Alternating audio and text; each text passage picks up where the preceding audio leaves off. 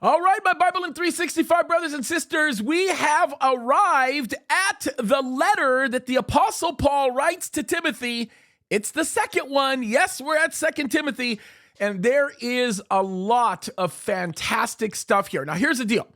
This is going to be one of our shorter videos because I want to communicate a very important point, and that is this. This letter may very well be the very last letter that the Apostle Paul ever wrote. This may be the last letter that he wrote before he died. And so the things that he has to say here are really powerful. They're really intense. And I think that we should be paying attention.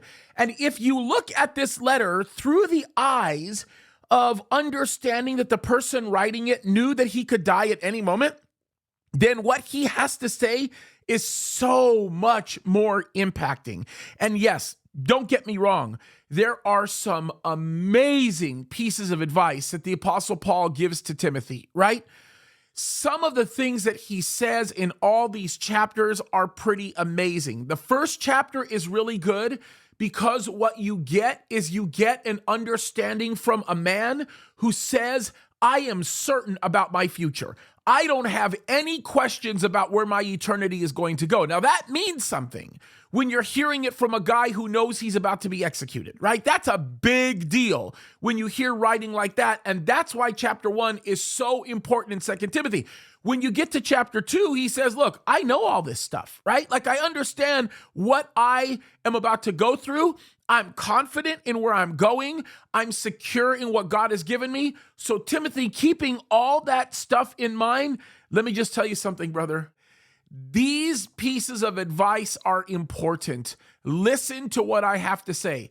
If you're the type of person that loves wisdom from an older guy that's been around the block and knows everything about what's happening around him and around you, 2 Timothy chapter 2 is the chapter you want to get into because this advice that comes this way is absolutely amazing. Now, some of the things that he advises him to do, endure suffering, right? That's a very, very big one. The other thing is the word of God has been entrusted to you, so handle it correctly, right? Don't abuse the word of God. And then the other thing that he tells him is don't be distracted by things that might entangle you, the type of proceedings that end up oftentimes distracting people.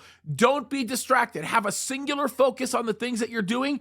And then he tells him something that sometimes I can struggle with, and that is be gentle, right? So you get that in chapter 2. Chapter 3 is probably going to be the most exciting chapter in this book because chapter 3, as terrible as it sounds, is remarkable because we get this amazing picture of what we can expect in the last days. So if you love Bible prophecy and you want to know the type of things we should be expecting in the last days, 2 Timothy chapter 3 is there for you. By the way, I do want to say this.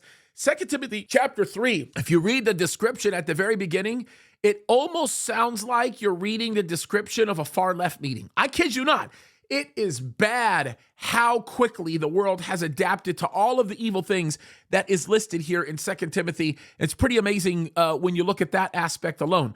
Also, in chapter 4, it is very, very worth your time looking at because these are literally going to be the very last words that the Apostle Paul shares. He talks about what he knows is coming. He gives, Timothy a very solemn charge, right? He says, these are the things you need to be aware of. Isn't it funny how the solemn charge involves the idea of dealing with false teachers and being prepared to understand what happens as a result of giving way to those guys? And then he talks about things to understand concerning the future, that we have a triumphant future. We have a hope in the future in front of us and why that means something so important. And it's all about fighting the good fight. And the fact that Paul fought that good fight and the race that he continues to run and was finished well. And it's a pretty powerful picture that you get from 2 Timothy chapter 4.